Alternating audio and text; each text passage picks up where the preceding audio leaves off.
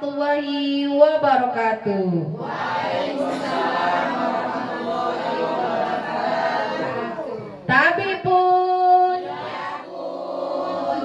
Alhamdulillah ibu-ibu semuanya sehat semuanya.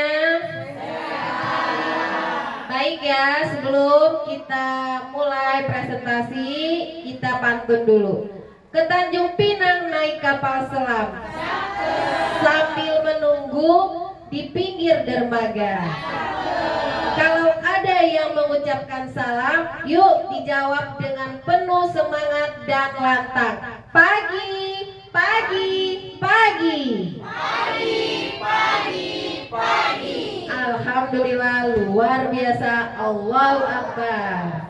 Baik Bapak Ibu semuanya, saya ucapkan puji syukur kehadirat Allah Subhanahu wa taala yang mana pada pagi menjelang siang ini kita semua bisa berkumpul di sini dalam keadaan sehat walafiat, dan tak lupa juga kita sanjung agungkan kepada junjungan kita Nabi Muhammad sallallahu alaihi wasallam. Semoga kita selalu mendapatkan syafaat beliau sampai di yaumil akhir nanti.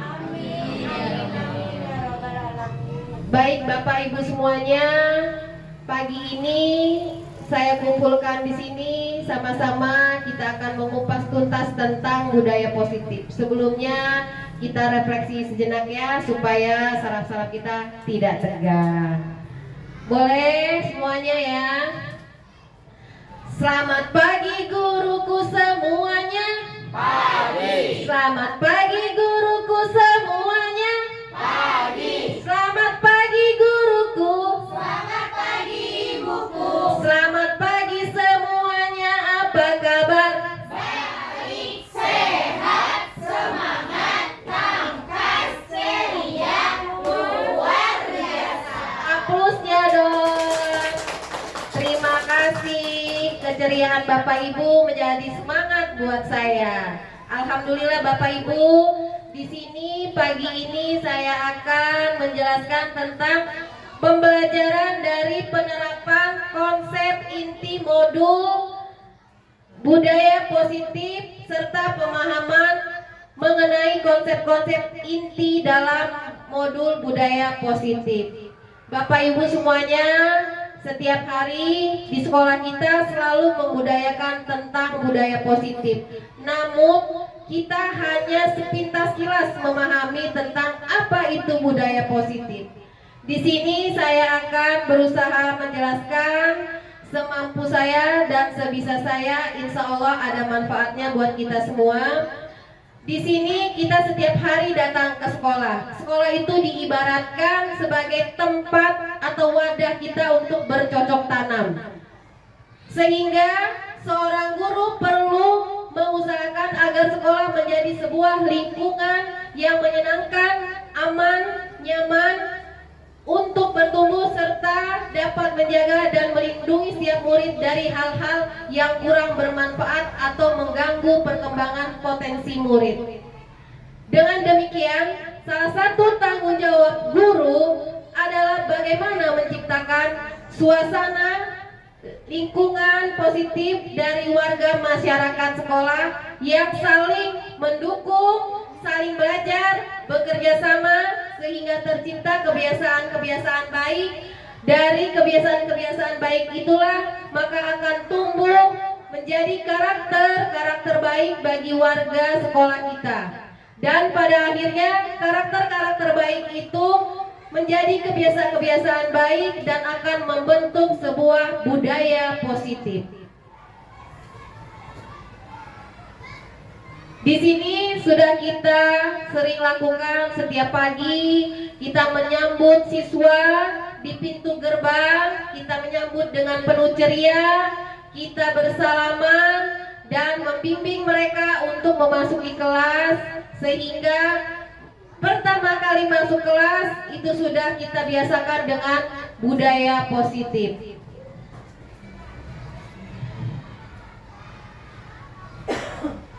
Dan di sini kita akan bertemu dengan kata makna dari disiplin. Ketika kita mendengar kata disiplin, apa yang terbayang di benak Bapak Ibu semuanya?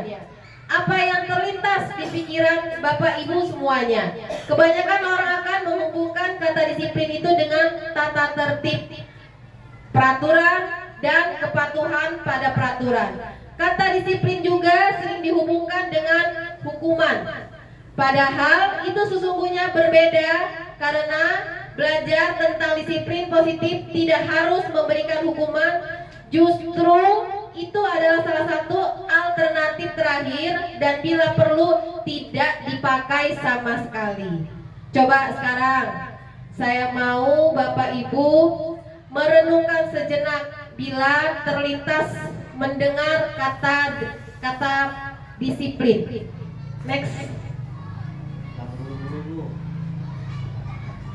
Coba Bapak Ibu, saya mau pendapat Bapak Ibu, apa yang Bapak Ibu ketahui atau pikirkan jika Bapak Ibu mendengar kata disiplin yang saya terapkan di sekolah ini. Baik, Ibu Yuli, bisa dikasih pendapatnya tentang apa kata disiplin menurut Ibu?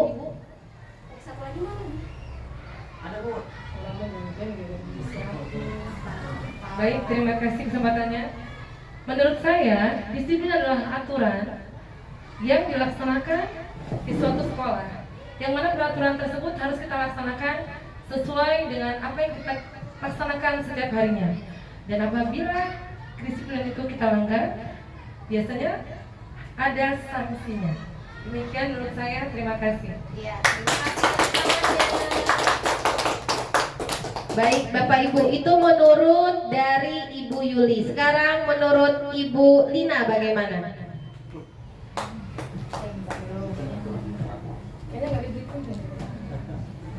Terima kasih Ibu atas kesempatannya pada saya. Menurut saya disiplin itu bisa diartikan dengan aturan atau bisa juga disebut kewajiban yang harus dilaksanakan oleh semua warga sekolah yang sudah disepakati bersama. Terima kasih Ibu.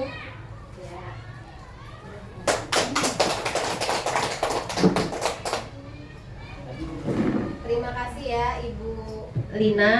Baik, akan kita tambahkan lagi supaya kita benar-benar paham apa itu disiplin menurut Pak Rudi. Lihat tunjuk tangan Bu. Ya, kepada Bapak, apa Pak menurut Bapak disiplin itu Pak? Disiplin berkaitan dengan tata tertib, aturan atau norma. Konsep disiplin berkaitan dengan tata tertib, aturan atau norma dalam kehidupan bersama yang melibatkan orang banyak. Disiplin adalah suatu sikap mental dengan kesadaran dan keislaman mematuhi terhadap perintah-perintah atau larangan yang ada terhadap sesuatu hal. Itu menurut saya.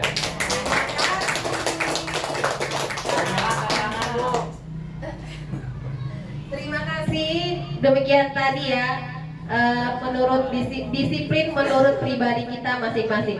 Lebih sempurna lagi jika ada yang mau menambahkan. Bapak Ibu, Ibu Erba, Bapak Erba, ada? Oh iya. Bagaimana kalau menurut disiplin buat Pak Santoso? Bagaimana Pak? Bismillahirrahmanirrahim. Kalau menurut saya pribadi Bu, disiplin itu aturan yang disepakati oleh bersama di semua instansi, khususnya di SD 3 dan dewasa, dari murid hingga guru Bu ya. Apabila ada pelanggaran, kemungkinan ada sanksi-sanksi yang sudah disepakati bersama juga. Terima kasih. Mantap. Mana semangatnya? Tepuk semangat.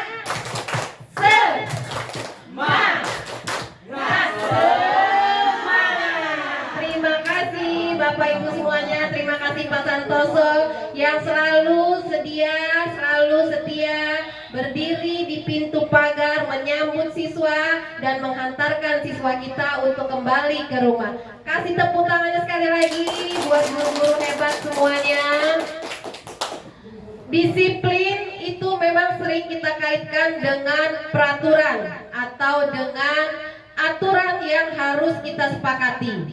Sedangkan disiplin itu menurut konsepnya adalah peraturan atau tata tertib atau kesadaran yang telah kita sepakati, yang harus kita jalankan tanpa kita mengindahkan dengan hal-hal yang seperti hukuman, ya. Disiplin itu untuk memudayakan hal-hal yang baik, hal-hal yang positif. Tapi seringkali pula disiplin itu kita hubungkan di sekolah ini sebagai hukuman karena dia tidak tertib, karena dia tidak menepatinya, karena dia tidak memakai aturannya. Padahal disiplin itu kita terapkan tidak mengabaikan tentang ke arah hukuman.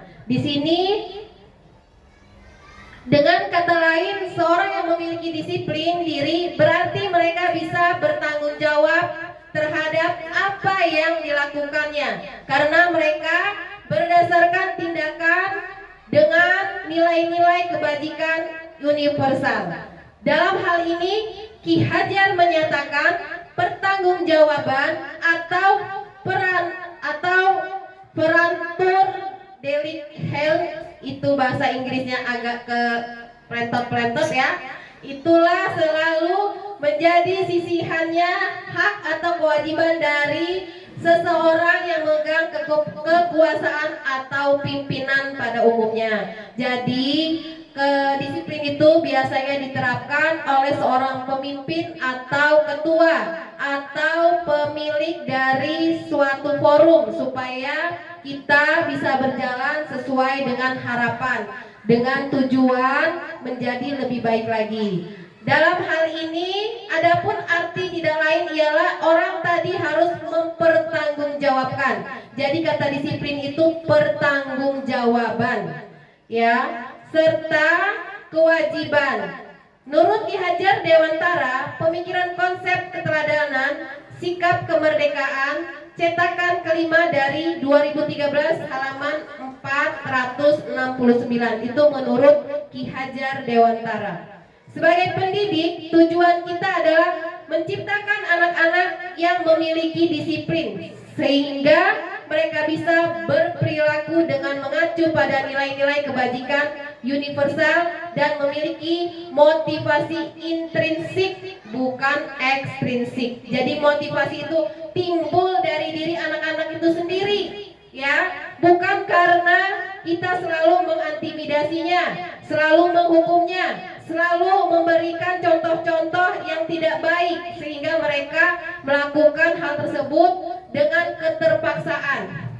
Jadi mereka tidak timbul tidak timbul motivasi itu dari dalam, tapi mereka itu melaksanakannya timbul karena dari ekstrinsik atau motivasinya timbul karena dari luar. Apalagi zaman sekarang anak-anak sering sekali sedikit saja sudah merasa sensitif, ya. Senggol dikit emaknya dibawa, senggol dikit bapaknya dibawa lagi, senggol dikit bapaknya dipanggil juga langsung ke sini. Nah, jadi hal-hal seperti itulah yang harus kita tanamkan pada anak didik kita supaya apa? Apa yang mereka dapatkan itu berdasarkan apa yang mereka ciptakan di sekolah kita ini. Jadi kita pelan-pelan memberikan arahan kepada anak didik kita bahwa disiplin itu harus kita terapkan dengan berdasarkan tanggung jawab. Baiklah Bapak Ibu, slide berikutnya. Nilai-nilai kebajikan. Di sini yang pertama tentang profil pelajar Pancasila. Dan yang kedua, 9 pilar karakter. Yang ketiga, nilai yang dirasa penting. Bapak Ibu semuanya, Bapak Ibu sudah membuka tentang tugas mandiri di PMM. Bapak Ibu ya. Bapak Ibu di situ telah membuka pelajaran-pelajaran yang bisa Bapak Ibu tanamkan atau ajarkan kepada anak didik. Itu bisa kita dapatkan dari PMM tersebut dan kita masukkan ke dalam nilai-nilai kebajikan ini.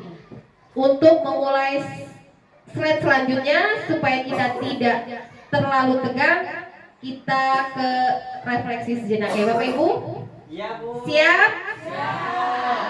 Kita refleksi. Ayo berdiri, boleh berdirilah semuanya. biar pantatnya tidak panas. Tempat duduknya agak bergeser. Hitungan ketiga kita mulai ya Bapak Ibu ya. 1, 2, 3. Tepuk PMM. Mengajar, belajar, berkarya. Yes. Kayaknya kurang kompak ini. Ngantuk nggak? Apa lapar? Kita bisa mulai sekali lagi ya. Tepuk PMM. Belajar, mengajar, berkarya. Yes. Ervansa. Hai. Boleh duduk kembali Bapak Ibu. Terima kasih semangatnya masih kita rasakan bersama-sama. Ayo Pak, slide berikutnya. Baru 13 menit dulu. Teori motivasi, hukuman, dan penghargaan serta restitusi. 3 motivasi ini yang harus kita terapkan di sekolah. 1 yaitu tentang apa itu? Perilaku manusia, 3 motivasi perilaku manusia. Diana Gosen. Diare. Balik dong kita ke belakang ya. Untuk menghadapi ketidaknyamanan. Yang pertama kita akan menghindari tentang teori motivasi, di mana kita selalu atau sering memberikan motivasi. Sekarang saya mau tahu dulu Bapak Ibu semuanya, apa yang Bapak Ibu ketahui atau Bapak Ibu sering berikan kepada anak-anak yang berbentuknya motivasi. Kepada Ibu Mela dipersilahkan motivasi ibu yang ibu sering ibu berikan kepada anak-anak itu berupa apa? Baik, terima kasih. Motivasi yang biasa saya berikan itu tentang bagaimana anak-anak bisa semangat belajar. Kemudian dalam belajar bagaimana mereka bisa bahagia dalam belajar. Karena ketika sudah semangat, sudah bahagia, insya Allah nanti hasilnya akan optimal. Hapusnya dong. Baik, kita tambahkan pula dengan pendapat ibu guru yang lain. Mudah-mudahan kita bisa mencapai kesempurnaan dalam pendapat. Coba Ibu mau tahu dari Ibu Mary yang selalu ceria di kelas, yang sering menyanyikan lagu. Menurut Ibu, motivasi Ibu yang Ibu laksanakan di sekolah itu seperti apa? Baik Ibu, terima kasih. Bagi saya motivasi itu dorongan. Jadi apapun yang kita lakukan untuk siswa atau peserta didik, otomatis kita sebagai guru memberikan hal-hal yang baik. Ya, contohnya untuk motivasi yang harus kita lakukan agar mereka disiplin dalam belajar, semangat dalam pembelajaran, kemudian berperilaku positif. Begitu Ibu. Terima kasih. Wassalamualaikum warahmatullahi wabarakatuh. Terima kasih Bapak Ibu. Motivasi Bapak Ibu selalu dirasakan oleh anak-anak kita. Dan mudah-mudahan apa yang Bapak Ibu berikan akan mendapatkan pahalanya sesuai dengan keikhlasan kita. Dan yang kedua yaitu kita memberikan hukuman. Hukuman itu kalau di tindak kriminal itu tentang kejahatan. Tapi kalau di dunia pendidikan, hukuman itu apa sih menurut kita? Ibu pengen tahu dari Ibu Aprilia. Hukuman itu apa Bu menurut Ibu? Suara gantungnya di sini. Baiklah, terima kasih Ibu atas kesempatannya. Hukuman kalau menurut saya itu adalah suatu sanksi yang diberikan apabila anak tidak menaati peraturan. Yang pasti peraturan yang sudah disepakati bersama. Sekian Ibu, terima kasih. Terima kasih hapusnya. Ya, baik Bapak Ibu. Hukuman kita tahu hukuman itu kadang-kadang kita suka tidak terasa kalau kita melihat hal-hal yang janggal atau hal-hal yang tidak sesuai dengan kita, mulai dah kita keluarkan aturan kita dan kita terapkan, tapi anak itu selalu melanggar. Dan untuk menertibkannya, kadang kita gunakan hukuman.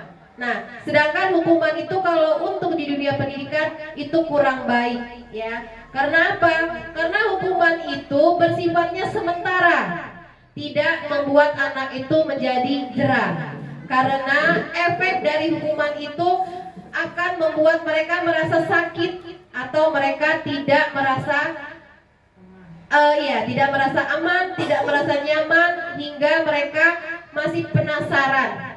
Kemarin saya nyubit dimarah, terus kemarin si Adi lari-lari dimarah, dan sekarang saya buang sampah pun dimarah. Sebenarnya yang baik itu yang bagaimana sih? Kadang-kadang anak-anak tuh sering berpikir kan, kita sering memberikan hukuman, tapi tanpa kita menjelaskan bahwa hukuman itu tidak baik kita terapkan. Tapi karena sudah menjadi tradisi kadang-kadang di dunia pendidikan kita ini, ataupun di rumah pun juga sering kita terapkan hukuman, sehingga itu menjadi hal biasa menurut kita. Padahal anak-anak zaman sekarang itu tidak mau dibatasi ruang lingkupnya, tidak mau dibebankan dengan hukuman. Yang mereka mau itu belajar, berkarya, sambil apa yang menurut sekarang ini kurikulum merdeka itu bergerak sesuai dengan kehendak atau sesuai dengan pembelajarannya.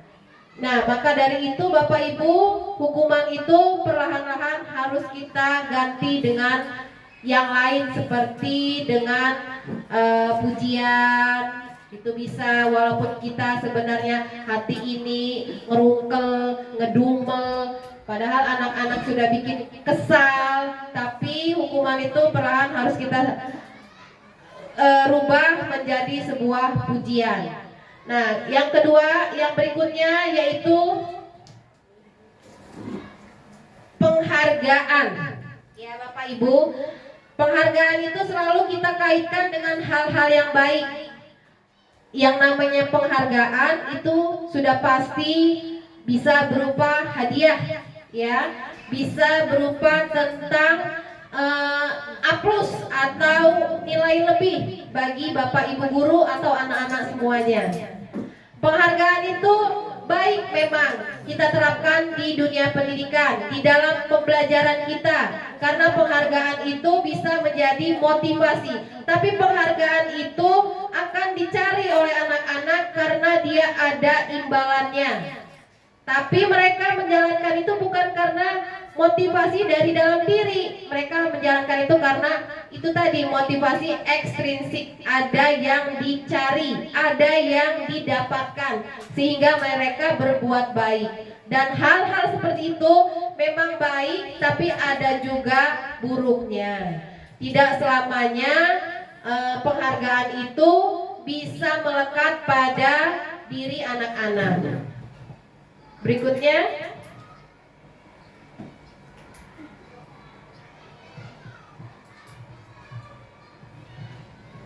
di sini saya akan menjelaskan sedikit Bapak Ibu, kita meluruskan persepsi sama-sama yang selama ini menurut kita baik, tapi setelah kita belajar di sini mengikuti program CGP ini, perlahan-lahan marilah kita rubah apa yang menurut kita selama ini kurang baik atau menurut kita masih berjalan pas-pasan.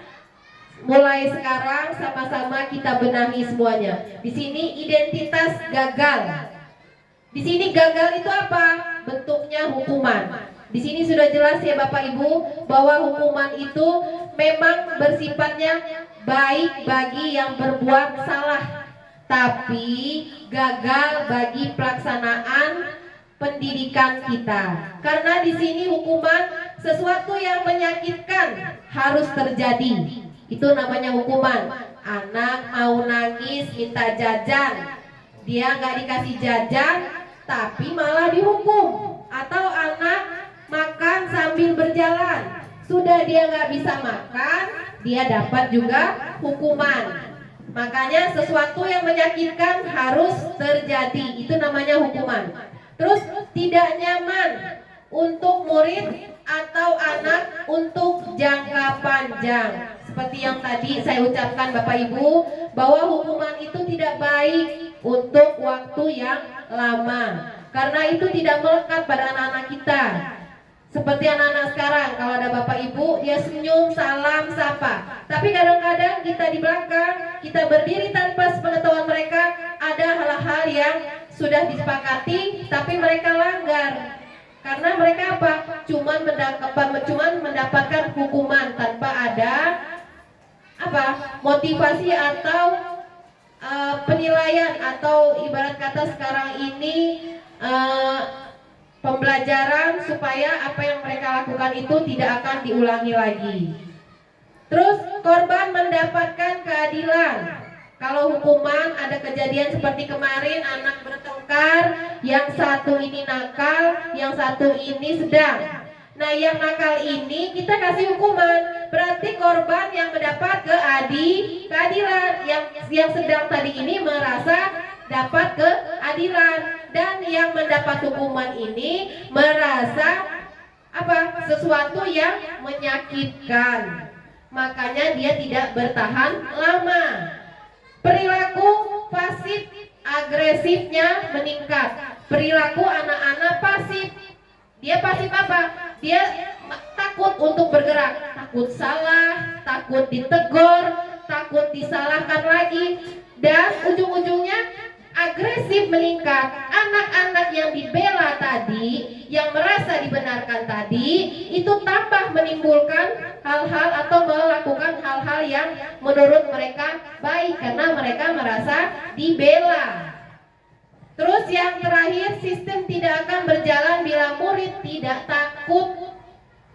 Berlaku hanya pada sebuah institusi, tidak berlanjut pada kehidupan nyata. Ya, bisa kita rasakan ya Bapak Ibu. Di sekolah kita kasih hukuman anak, dia takut sama kita. Pulang sekolah, jangankan sampai di rumah, di jalan pun dia sudah pasti akan melakukan hal yang sama. Karena apa? Saya takutnya di sekolah, karena di sekolah ada guru. Saya tidak akan merasa takut karena di rumah atau di jalan tidak ada yang melihat, atau tidak ada Pak Guru dan Bu Guru. Jadi hukuman ini tidak baik atau identitasnya gagal, Bapak Ibu ya. Terus identitas sukses di sini. Tadi sudah kita singgung tentang disiplin. Disiplin itu memang kedengarannya baik, tapi baik itu harus kita ketahui juga tentang konsekuensi. Sesuatu harus terjadi. Terus konsekuensi juga tidak nyaman untuk murid, anak, atau untuk jangka waktu pendek. Korban bisa diabaikan. Murid, anak dibuat tidak nyaman. Penguatan hanya bertahan dalam jangka waktu pendek. Memerlukan monitoring dan supervisi terus-menerus dari guru. Dan yang terakhir, membantu penerapan mengikuti peraturan dalam masyarakat. Jadi konsekuensi ini timbul kalau dia berbuat, dia akan bertanggung jawab. Dan yang ketiga ada restitusi. Restitusi ini merupakan pilihan, menguatkan untuk murid atau anak dalam jangka waktu pendek. Dan korban mendapatkan ganti. Kalau ada dua anak yang saling berantem atau saling adu mulut, itu salah satunya akan mendapatkan ganti jika yang satunya melakukan pelanggaran. Murid, anak mendapat penguatan. Masalah terpecahkan. Memang terpecahkan masalahnya, tapi ini tidak akan bertahan dan tidak bisa dipakai selamanya. Murid belajar bertanggung jawab untuk perilakunya. Dan yang terakhir, fokus pada pemecahan masalah dalam jangka waktu yang panjang. Jika ada masalah, kita menggunakan restitusi, maka masalah yang dihadapi bisa terselesaikan, tapi tidak akan bertahan untuk jangka waktu yang lama. Di sini saya mau tahu Bapak Ibu, pernah kejadian dari kemarin di kantor Ananda kita dari kelas berapa ya? Yang di kantor kemarin? Hah? Kelas 2 ya? Iya. Kelasnya Bu Yuli. Ya. Di situ ada 3 anak. Nah, 3 anak di sini juga ada 3 hukuman. Nah, dari 3 anak ini masing-masing punya peran sendiri-sendiri sampai orang tuanya dibawa-bawa ke sini. Nah, di situ kita tidak bisa memberikan hukuman karena dia sudah lewat. Ini sudah menjadi pembahasan. Terus yang kedua, tidak bisa kita memberikan konsekuensi karena selalu dilanggar. Apa dinyatakan dilanggar? Kejadiannya selalu berulang-ulang. Dan yang ketiga, restitusi. Nah, restitusi inilah kemarin yang diberlakukan kepada wali-wali yang anak-anaknya melakukan kesalahan. Jadi Bapak Ibu wali murid kemarin yang anaknya melakukan kesalahan diberlakukannya restitusi ini untuk fokus pada pemecahan masalah dalam jangka waktu yang pendek. Karena sudah berputar tidak ketemu titik masalah, titik terangnya, akhirnya diterapkan restitusi ini dan ketemu pemecahan masalahnya selesai dengan baik, tapi kita tidak akan tahu ini berjalannya sampai kapan. Apa bisa sampai mereka lulus, apa hanya sementara dari masalah yang sudah dilewatkan. Ya, berikutnya, slide berikutnya. Ya, dihukum oleh penghargaan. Penghargaan itu menurutnya baik, tapi itu juga ada sebagai hukuman. Hukumannya apa? Karena anak merasa dibebankan. Beban kalau sudah dijalankan dengan tidak penuh tanggung jawab, dengan keterpaksaan, itu bisa dikatakan sebagai hukuman. Ada anak kita ranking 1, terus ada anak lagi yang nakal, tidak pernah mendapat ranking. Terus kita kasih penghargaan kepada yang pintar karena dia selalu dapat ranking.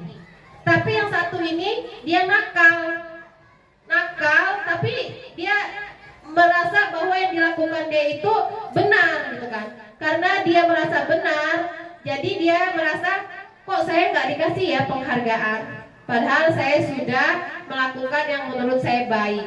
Nah, yang dilakukan anak ini karena dia ranking dan dia mendapatkan penghargaan berupa piala, itu hukuman karena dia harus berjalan sesuai dengan aturan yang sudah dibebankan sama anak-anak. Tetapi yang satunya tadi, dia melakukan atau menjalankan sesuatu yang menurut dia benar dan dia tidak mendapatkan penghargaan, itulah yang sesungguhnya. Ya, karena apa? Yang dinamakan penghargaan itu harus dijaga, seperti Bapak Ibu ya.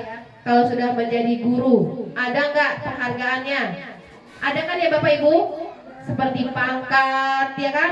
Sertifikasi, gaji, itu penghargaan bagi kita. Beban nggak Bapak Ibu? Coba saya mau tahu, Bu Sutrima, penghargaan, gaji, sertifikat, terus itu pangkat, menurut Bu Sutrima itu beban apa tidak?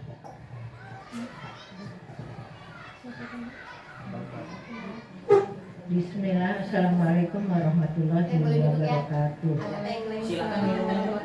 Terima kasih Ibu yang waktunya yang sudah diberikan kepada saya. Kalau menurut saya pribadi, itu tidak menjadi beban sih. Itu sudah merupakan kewajiban dan hak kita sebagai guru, karena kita sudah melakukan kewajiban kita dan kita pun perlu mendapatkan haknya, ya, karena untuk dan gaji seperti gaji karena kita sudah menjalankan kewajiban kita, ya kita berhak untuk mendapatkan gaji tersebut. Begitu juga dengan sertifikasi. Sertifikasi kita untuk memperoleh sertifikasi itu tidak mudah dan tidak gampang karena melalui tahapan-tahapan yang banyak. Dan menurut saya pun itu tidak menjadi beban karena sudah menjadi kewajiban dan hak kita sebagai guru untuk menerimanya. Itu sekian dan terima kasih penjelasan dari saya. Saya akhiri. Wassalamualaikum warahmatullahi wabarakatuh. Baiklah, terima kasih tadi Ibu Sutrima. Kasih tepuk tangannya dong sebagai penghargaan. Nah, kita tepuk tangan seperti ini aja, kita sudah memberikan penghargaan kepada Ibu Sutrima. Kepada yang lain bisa memberikan pendapatnya penghargaan itu bagaimana? Oh ya, Bapak Ervan bisa diberikan tambahannya apa? Terima kasih Ibu telah memberikan kesempatan waktunya. Terkait tentang penghargaan itu adalah salah satu hukuman tadi yang disampaikan oleh ibu siapa tadi, Bu Sutrima. Kebetulan kalau Bu Sutrima penghargaan adalah sebuah apa Ibu tadi ya, bukan hukuman. Kalau saya penghargaan sebagai hukuman Ibu, karena ketika saya mendapatkan penghargaan saya merasa dihukum Bu. Saya harus saya maunya saya itu mendapatkan hadiah itu bukan karena saya melakukan sesuatu seperti itu. Jadi apalagi kalau teman saya yang dapat penghargaan Ibu, saya cemburu Bu. Masa teman saya yang dapat penghargaan saya enggak Bu? Perasaan saya juga sudah melakukan hal yang sama Bu. Seperti itu Bu. Kalau bisa dikasih penghargaan semua dikasih dong Bu. Jangan cuma satu aja Bu. Atau kalau tidak semua ya Ibu ya. Makanya saya setuju kemarin saya di kelas saya itu Bu tidak diberi ranking. Alhamdulillah Bu. Jadi fair Bu. Sama-sama pinternya. Terima kasih Bu. Terima kasih. Kasih tepuk tangannya. Ya. Terima kasih kepada Bapak Ervan. Ya, memang hukuman itu banyak maknanya ya. Penghargaan, hukuman, apa tadi? Restitusi. Itu semuanya kita bisa penafsirannya berbeda-beda, tapi tujuannya tetap sama. Slide.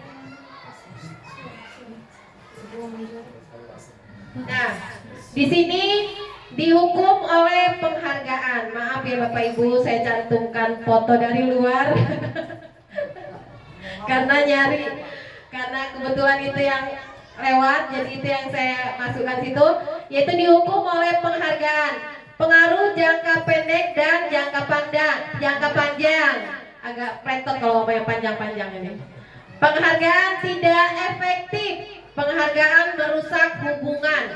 Penghargaan mengurangi ketepatan. Penghargaan menurunkan kualitas. Penghargaan mematikan kreativitas. Penghargaan menghukum. Motivasi dari dalam diri intrinsik. Jadi kita kupas satu-satu di sini ya Bapak Ibu. Ya, di sini kita jelaskan dulu sambil tenggorokannya biar gak kering ya Bapak Ibu, diseling ya Bapak Ibu, silakan. Biar lebih semangat. Di sini maaf ya, ada foto kebetulan anak yang mendapatkan piala. Nah itu dia dihukum dengan penghargaan. Kenapa dia dihukum dengan penghargaan? Karena dia berprestasi, jadi dia merasa berhak untuk mendapatkan penghargaan itu. Tapi dibalik dari penghargaan itu ada hal-hal yang harus dia terapkan, harus dia patuhi supaya kedepannya lagi apa yang dipegang itu piala, dan piala itu tidak bergeser atau pindah ke tangan yang lain. Jadi dia harus dihukum. Ini satu, pengaruh jangka pendek dan jangka panjang. Jangka pendeknya ya, anak-anak itu merasa apa yang dilakukan itu harus sesuai karena ingin mendapatkan hadiah berupa piala. Ya, itu pengaruh jangka pendeknya. Pengaruh jangka panjangnya memang dia kedepannya akan bisa selalu terkoordinir, ya, bisa selalu kondusif karena sesuai dengan amanahnya telah mendapatkan juara atau mendapatkan piala. Tapi kalau kita menelusuri lebih dalam lagi, sebenarnya anak-anak tidak mau hal seperti itu. Mereka mau apa yang mereka lakukan itu berdasarkan atas kehendak hati, ya. Tapi karena kita melihat, jadi kita menilai, menurut kita baik, maka dihukumlah penghargaan, diberikanlah piala. Tapi jika menurut kita tidak baik, maka kita akan berikan hukuman. Jadi di situ ya Bapak Ibu ya, penghargaan itu akan berpengaruh dalam waktu pendek dan bisa juga berpengaruh dalam jangka waktu yang panjang. Jadi bukan karena dari diri dalam dia sendiri Bu ya? Bukan, karena dia ada embel-embelnya kalau bahasa muda-mudi sekarang. Ya ada udang di balik peyek atau ada bakwan di balik kol. Ya, Bapak Ibu. Jadi yang keduanya, penghargaan tidak efektif. Ya, penghargaan itu tidak efektif. Karena apa? Karena ada nih yang sudah berjuang, sama-sama ikut lomba, sama-sama dapat nomor dengan hak yang sama menampilkan karyanya, tapi karena penilaiannya kurang maksimal, jadi dia kalah atau tidak masuk nominasi. Makanya penghargaan tidak efektif. Jadi yang tidak menang tidak dapat piala. Padahal berjuangnya sama, durasinya sama, mentalnya juga sama, cuman nilainya maksimal dan kurang maksimal. Dan yang ketiga, penghargaan merusak hubungan. Yang namanya penghargaan itu kalau dia selalu kita terapkan dan ada yang tidak pernah mendapatkan, maka yang mendapatkan penghargaan ini akan merasa bangga, merasa hebat, merasa bisa. Jadi dia seolah-olah kadang-kadang tingkah lakunya tidak terkontrol Bapak Ibu ya. Kalau dengan bahasa sekarang congkak ya, sombong. Karena dia ngerasa hebat, ya kamu bisa. Kadang-kadang dia ngomong, ini loh kipil, ini loh mudah, kamu segitu aja nggak bisa. Kan kadang kedengeran sama kita kan. Padahal itu tidak boleh, karena mereka datang ke sekolah ini sama Bapak Ibu, haknya sama, ya mau belajar, duduknya juga sama, sama rendah, duduknya sama, menghadap papan tulis semuanya, ya Bapak Ibu bisa disambi biar agak terang, matanya terang, ininya juga bisa terang, fresh, tenggorokannya bisa basah ya. Kurang ya?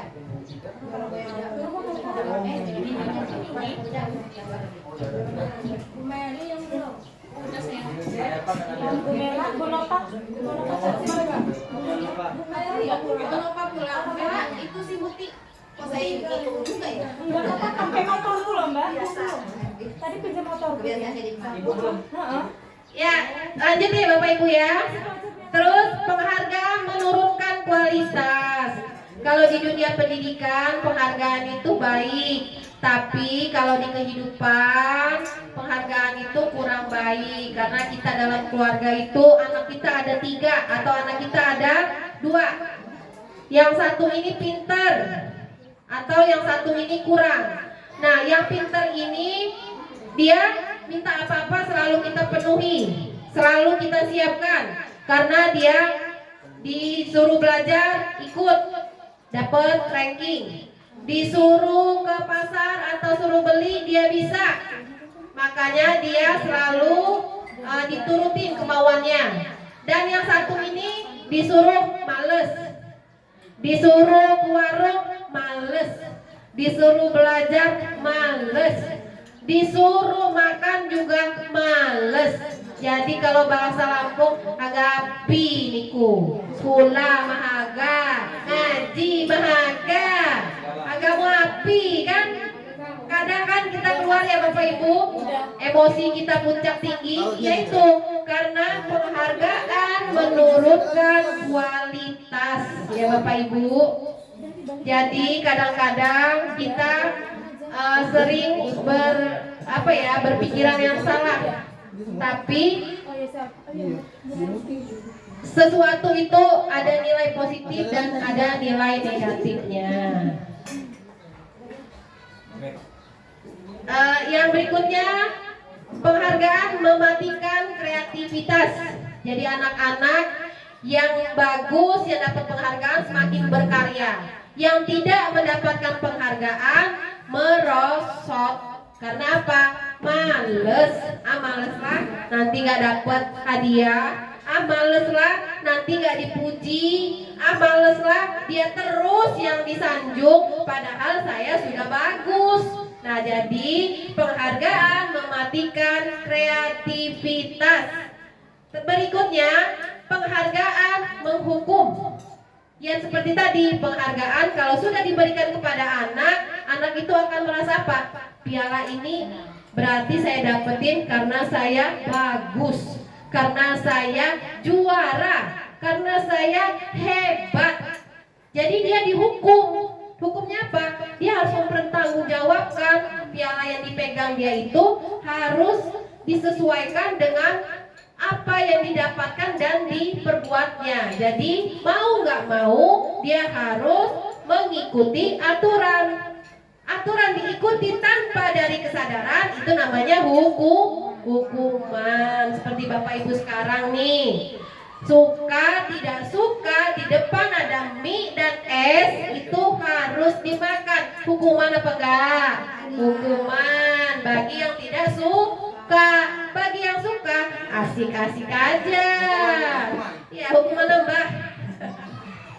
Ya Bapak Ibu, hal sepele seperti itu saja bisa kita jadikan contoh. Terus yang terakhir, motivasi dalam diri kita sendiri. Motivasi seperti kita ingin maju.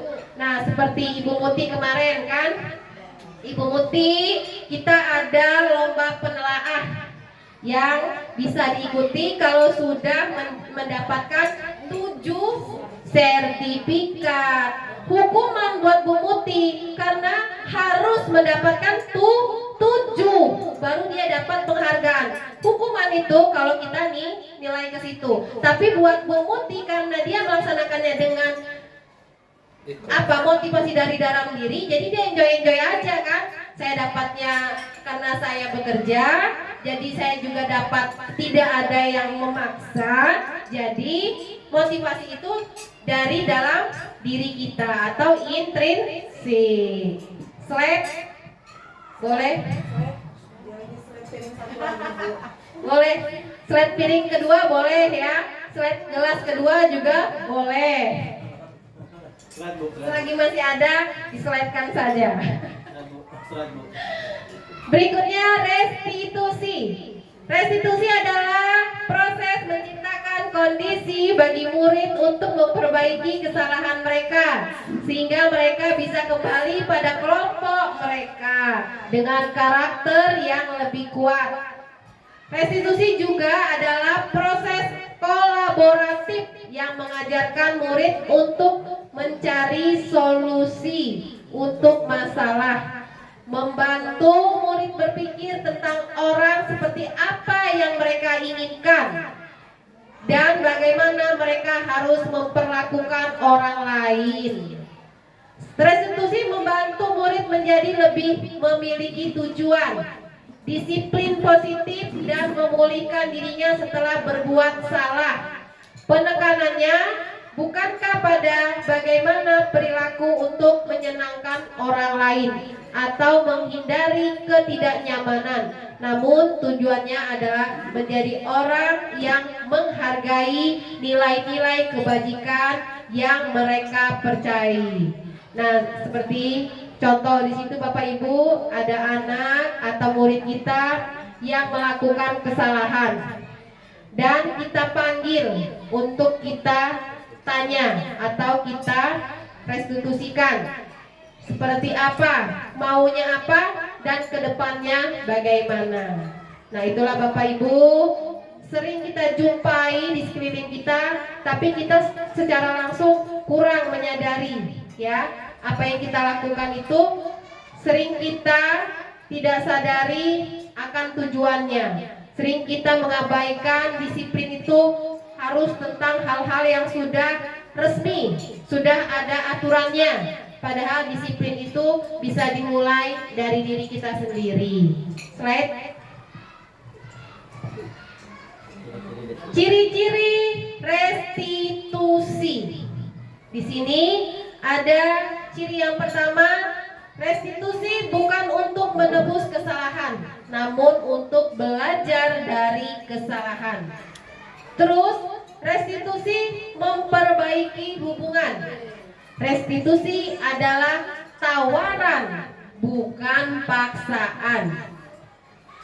Berikutnya, restitusi menuntun untuk melihat ke dalam diri. Jadi, restitusi itu bisa kita kaitkan dengan introspeksi diri. Sebaiknya kita restitusi diri dulu lah sebelum kita menghadap atau melakukan atau berhadapan di halayak yang ramai, supaya kita kedepannya bisa memberikan yang terbaik, yaitu dengan apa? Melihat ke dalam diri kita.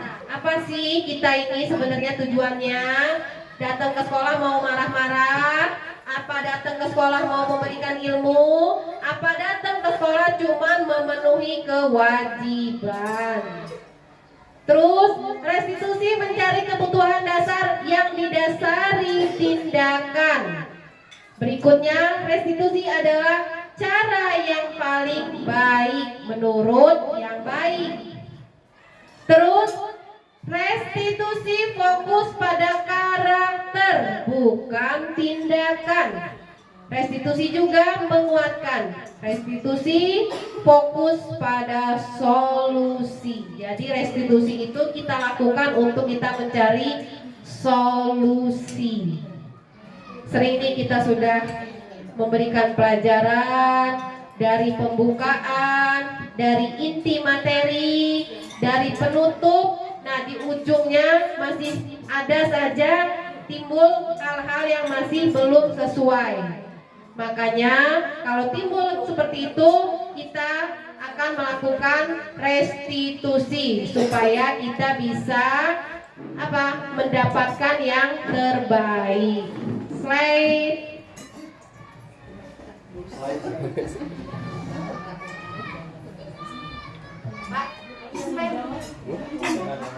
Udah jam 11 lewat, habis 11:30. Setengah 12. Sejam belum sih, Bi?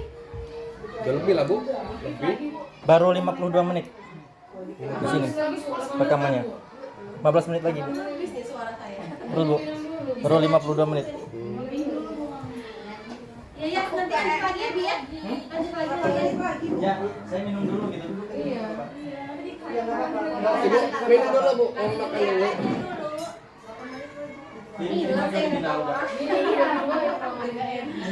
Berikutnya, Bapak Ibu, kita fokus kembali ya. Satu, keyakinan kelas. Di sini keyakinan kelas. Yang pertama, setiap anggota kelas perlu belajar. Setiap anggota kelas perlu senang. Setiap anggota kelas perlu melakukan tugas. Dan setiap anggota kelas perlu saling menghargai. Terakhir, setiap anggota kelas perlu merasa aman. Keyakinan kelas. Sudah ada semuanya Bapak Ibu di kelas kita? Sudah. Diterapkan tidak Bapak Ibu? Diterapkan. Jadi kita kalau bisa, sebisa-bisanya kita mempunyai keyakinan kelas masing-masing.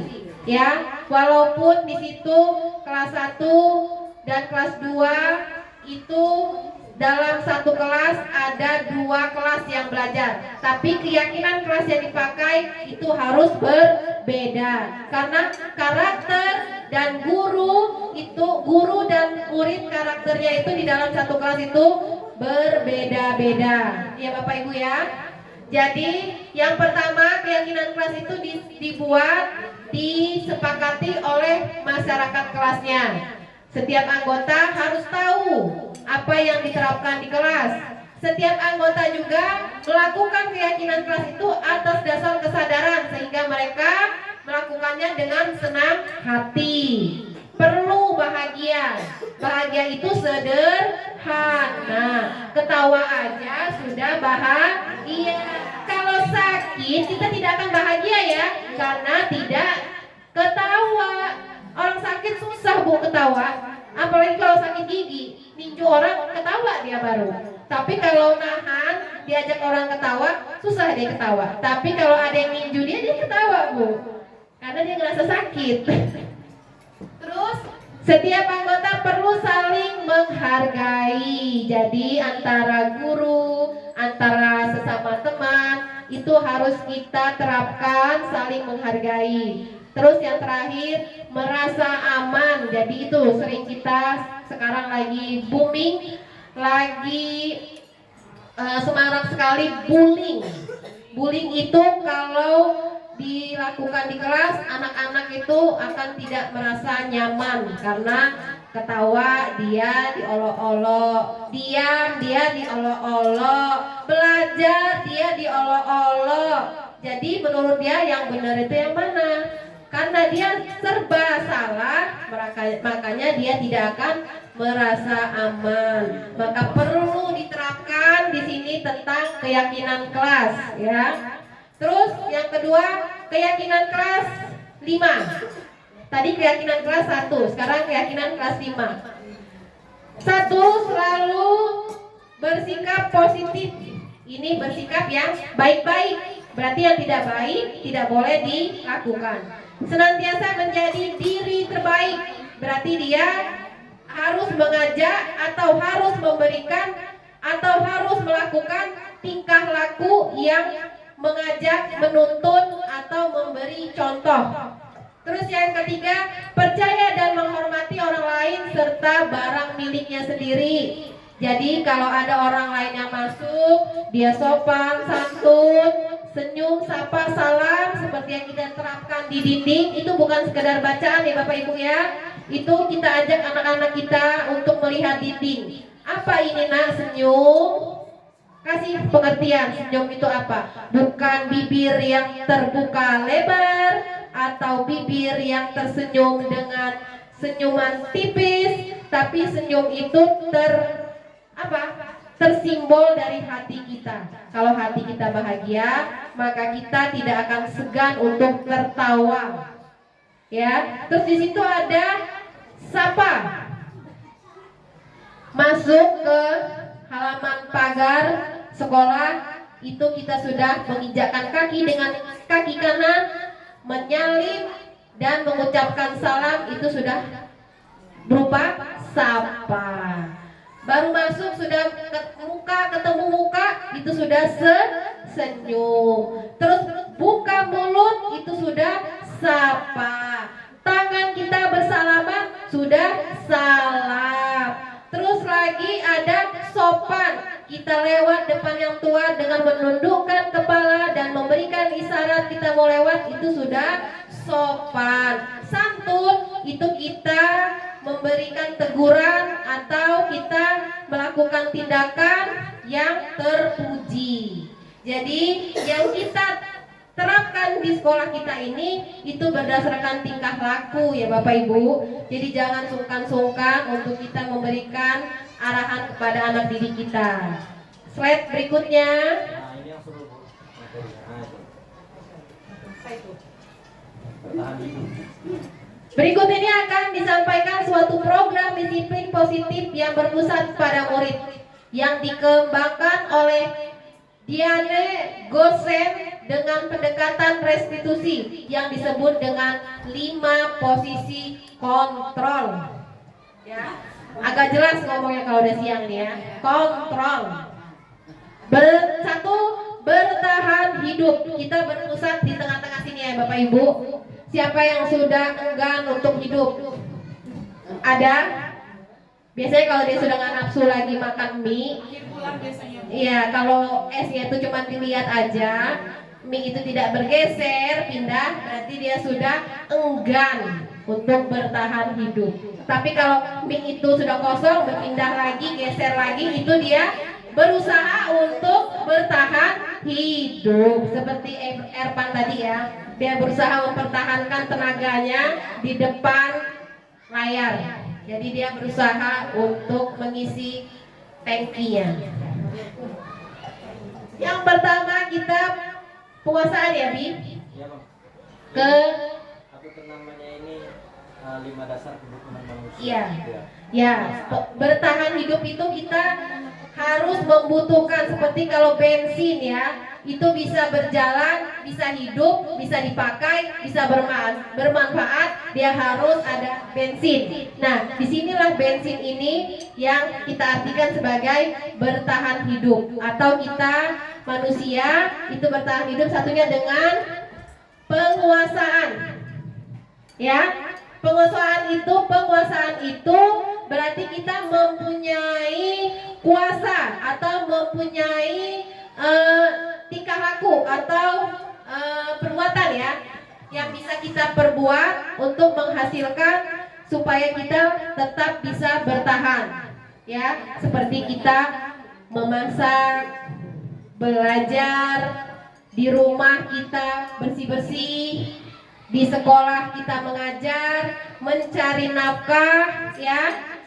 Terus kita memberikan makan minum untuk keluarga. Itu diartikan dengan penguasaan ya. Seperti kepala rumah tangga harus bisa memberikan nafkah, berarti dia harus menguasai keluarganya supaya dia bisa memberikan pertahanan hidup untuk anak dan istri kalau suami. Kalau istri, pertahanan hidup untuk suami dan anak. Terus kasih sayang dan rasa yang diterima. Sini pasti semuanya selalu merasakan kasih sayang ya. Kasih sayang orang tua, kasih sayang keluarga, suami atau istri, dan kasih sayang terhadap anak, saudara atau tetangga.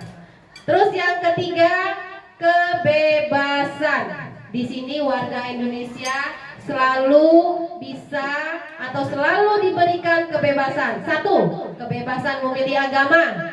Ya, agama dibebaskan, dipilih sesuai dengan keyakinan dan kesanggupan.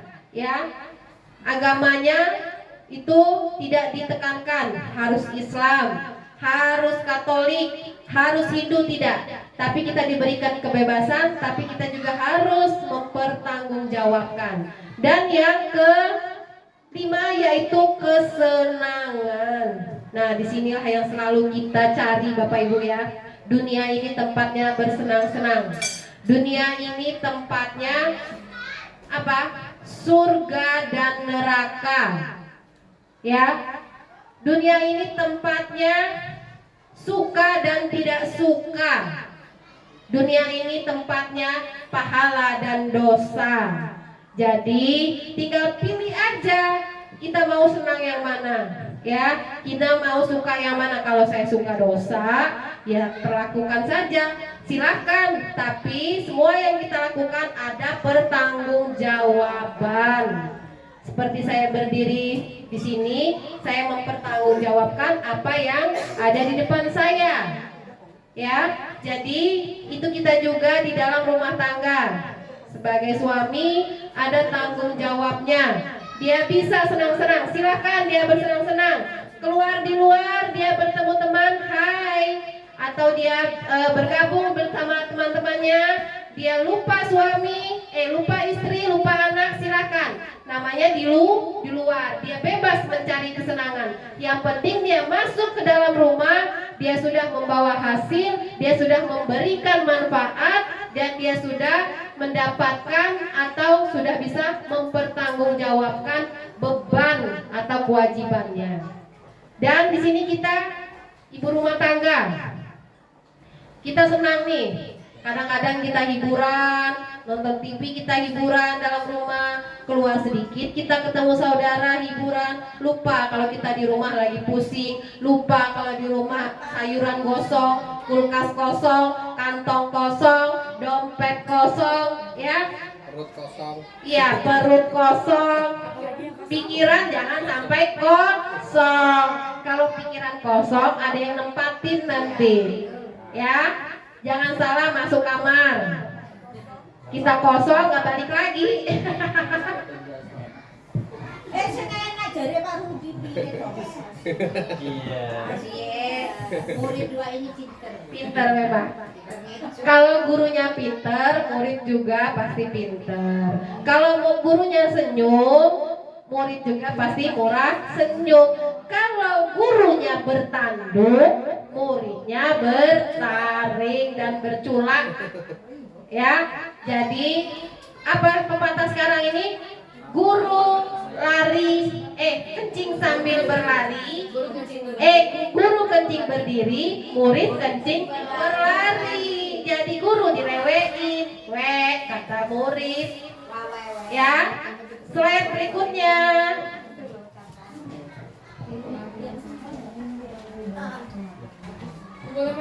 Ada yang kurang? Ayo, boleh ditambah. Enggak boleh. Lanjut, Bu. Karena kosong kiri yang tadi. Karena kosong pikiran, jadi dituang mau aja ya. Ini aja, Bu. Ini aja. Slide terakhir. Coba kita refleksi sejenak ya Bapak Ibu. Tepuk semangat.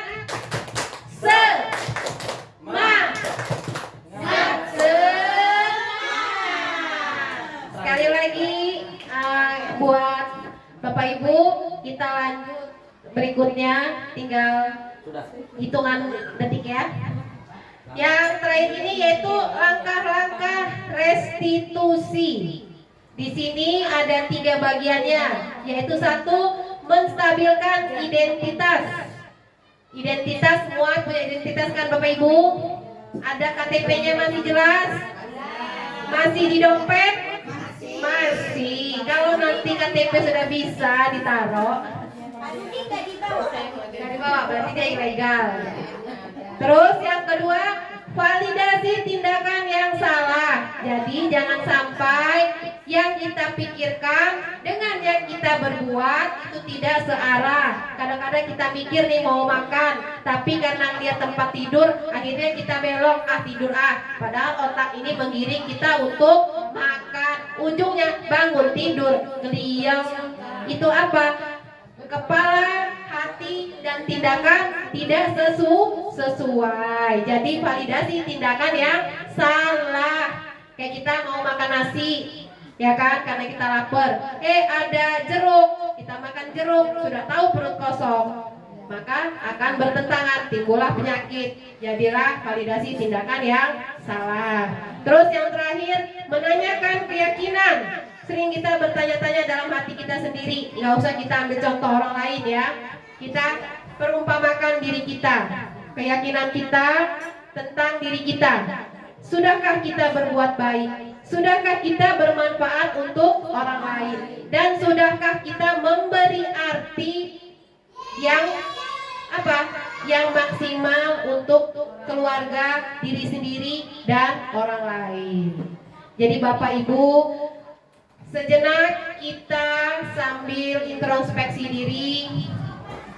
Kita sehari-hari bersama, tertawa, bercanda, tapi kita juga tidak luput untuk saling introspeksi introspeksi diri. Maklum ya, introspeksi diri bahwa yang kita lakukan ini sudahkah sesuai dengan alur cerita kita, sudahkah sesuai dengan hati nurani kita, sudahkah bisa kita pertanggungjawabkan. Itulah ya Bapak Ibu, mudah-mudahan kita semuanya di sini selalu bisa memegang konsekuensi kita, menjalankan amanah kita, menerapkan ilmu yang sudah kita dapatkan, dan kita bisa membedakan antara hukuman, ya, apa tadi? Hukuman, penghargaan, restitusi, dan konsekuensi. Jadi itulah Bapak Ibu, penerapan kita pada siang hari ini. Terima kasih semuanya sudah bisa hadir dan bergabung di sini. Mudah-mudahan apa yang kita dapatkan hari ini bisa memberikan manfaat buat diri kita sendiri, buat anak didik kita, buat bangsa dan negara, supaya kedepannya kita selalu memberikan apa yang terbaik buat pendidikan kita ini ya. Semoga kita semua selalu dilindungi dan mendapati rahmat Allah Subhanahu wa Ta'ala. Semoga kita selalu bersama sampai ke surganya nanti. Amin, amin, amin ya robbal alamin. Saya akhiri, saya selaku moderator di sini. Terima kasih kepada Bapak Ibu sudah sama-sama bisa memaknai tentang budaya positif yang akan kita kembangkan dan kita terapkan di sekolah kita. Saya akhiri, wabillahi taufiq wal hidayah. Wassalamualaikum warahmatullahi wabarakatuh. Ayo tepuk tangan, dan untuk penutup mari kita berdiri sebentar. Kita sama-sama untuk refleksi ya. 1, 2, 3. Tepuk PMM. Belajar, belajar, berkarya. Yes. Alhamdulillah, luar biasa. Allahu Akbar. Terima kasih.